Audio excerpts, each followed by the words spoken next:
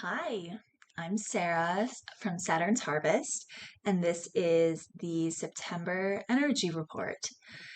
So each month I pull a card from this beautiful tank deck. There are no coincidences, which is created by Eliza Kelly.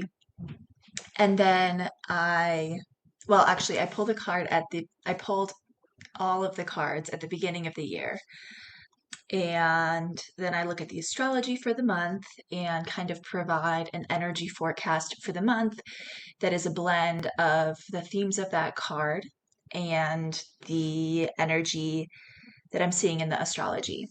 And we always have really interesting ways that the card interacts with the astrology. Sometimes it feels like counterintuitive or opposite of what the astrology is doing. And sometimes it is very on the nose. Yeah, so let's get into it. We're going to start off by reviewing what was going on in August. So, August has been dominated by a Mercury retrograde. That is, I think, the strongest experience that I had for sure. Mercury stationed retrograde on August 4th, and then I'm recording this a few days before September starts. I'm recording this on the 28th, and today is the day that Mercury stations direct. So it really was like the entire month of August, pretty much. But Mercury retrograde, you know, it's kind of like one of those fear-mongery transits in pop astrology that we might see it talked about a lot, and like a lot of warnings like don't do this, don't do that, wait until it's over. But Mercury retrogrades are pretty common, and we do need to be like a little more intentional and careful maybe during a Mercury retrograde, because it is a time to reconsider the way that we do things, the way that we think about things, and the way that we talk about things. And if we aren't being intentional, then the invitation to be more intentional might become a little bit more insistent. Um, and that can be uncomfortable or like embarrassing or create a problem. But it's not really something to be scared of. And while it could feel a little sticky, it can feel inconvenient, it can feel frustrating. It is also just a normal part of our relationship with Mercury, because we have these transits 3 or 4 times a year, these retrogrades. And so, it's something that we experience pretty regularly. Um, and this past Mercury retrograde, I was reminded really strongly of how our minds kind of get into these patterns that are not necessarily helpful, and we have to kind of use effort and use intention to get our mind on the same page and moving in the direction that we want to move in. Like, um, the way that we talk to ourselves, especially, I was noticing this um, as the Mercury retrograde was happening in Virgo. Like the self criticism, from my own experience, my self criticism became really unbearable and really loud. I was noticing it, and it was really bothering me.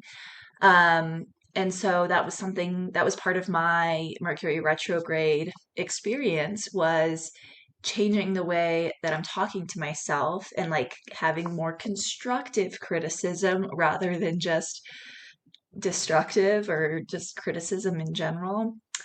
Um, and so our minds just kind of, you know, they our minds are designed to find problems because they love to solve problems, and that is how they believe, how they feel like they're keeping us safe, is by solving problems, identifying problems, and solving them. And we live in a time where we don't necessarily need to be solving problems constantly in order to survive. Um, and so that problem identification mechanism in our minds sometimes gets a little like goes a little overboard. So I think the Mercury retrograde is always a good opportunity to kind of realign that and yeah, like point our minds in a more productive direction. And sometimes that's a little sticky. So yeah, that was the Mercury retrograde was like pretty much the major theme. And yeah, and our card for August was air, which really fits with a Mercury retrograde month because air is the element of communication. When we speak, it's like air coming out of our mouths. Air is also like mental energy, which always like kind of makes me laugh a little bit, like our minds are empty and there's just like wind blowing up there, which I know is not really the case, but it's like the speed with which information can move either around like within our minds or between two people. Um, and, we were looking closely at our relationship with that mental energy, with that mercurial energy. And so that was a month where I feel like the card was really, really on the nose. Yeah. And then as we get into September, I feel like it also is a month where the card is just like totally on the nose again. And I pulled these like at the end of 2023. So I wasn't like looking at the astrology and like selecting the cards. I just like pulled them and wrote them down. And I'm not really diving into them until I do these energy reports. So it's been really fun. I'm going to do this every year now, I think. This is the first year that I've done a collective card pull like this, and it's been really fun.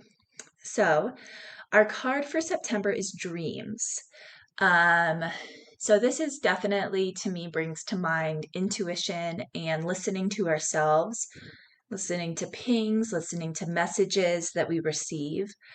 Um, and then astrologically, dreams would be associated with Neptune, with Pisces. Those are two very like intuitive energies. Neptune is the ruler of Pisces. Pisces is the final sign of the zodiac. It is where, we kind of dissolve from our individuality and like into the collective. And like that dream space is kind of in that, um, I don't know, like collective unconscious place at times. And so this September card kind of feels like tapping into that. This like yeah, like this portal between the conscious and subconscious mind. Um, and it's really like and it's interesting that it comes after this mind month because we have to really quiet the mind. So it's perfect timing.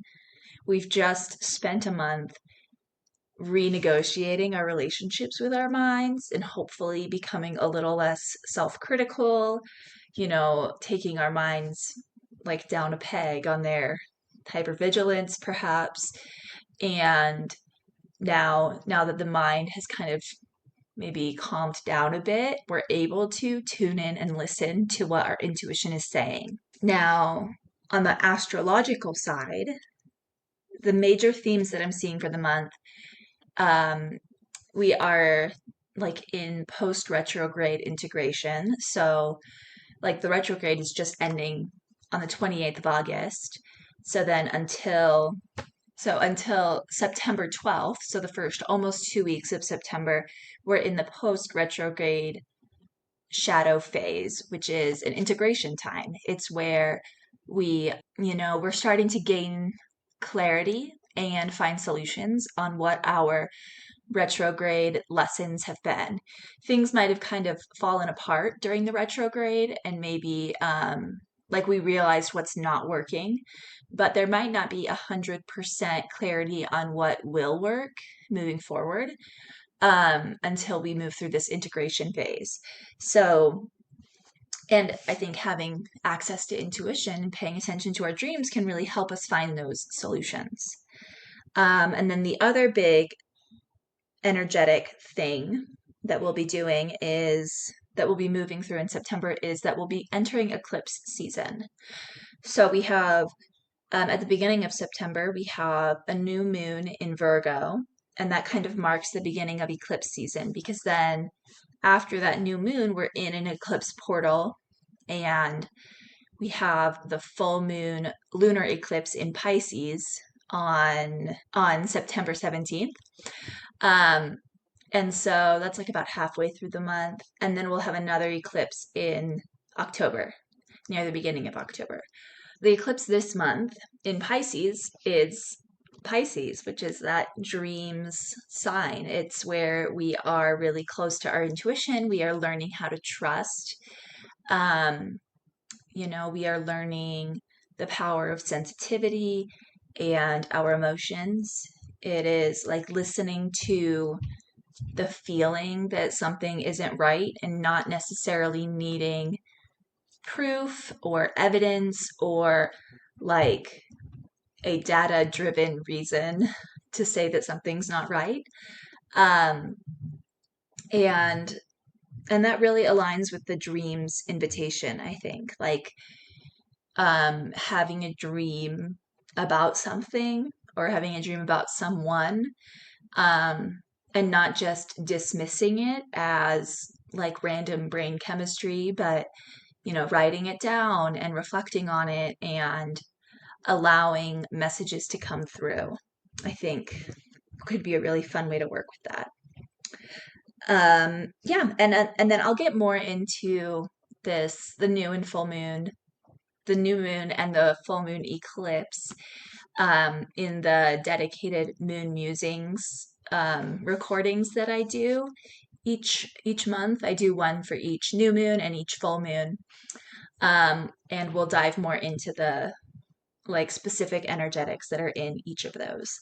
But that's what I have for our September energy report. We are leaning into trust. We are writing down our dreams. And that might feel a little bit, I don't know, a little challenging. It might be a little bit of an edge because we are in Virgo season at the beginning of September.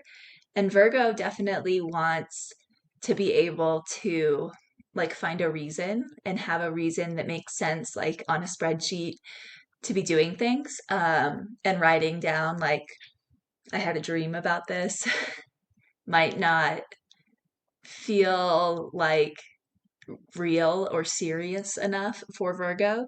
So I think there will be a little bit of a growth edge, but as we get closer and closer to that Pisces eclipse, um, opening up to intuition can be really enjoyable and it'll really support that eclipse experience that we are all going to move through. So, yeah, that's what I have for us. And I hope that September is full of dreams. And, I hope that in a month when we do the October energy report, we all feel so intuitive and so connected to our messages. Bye.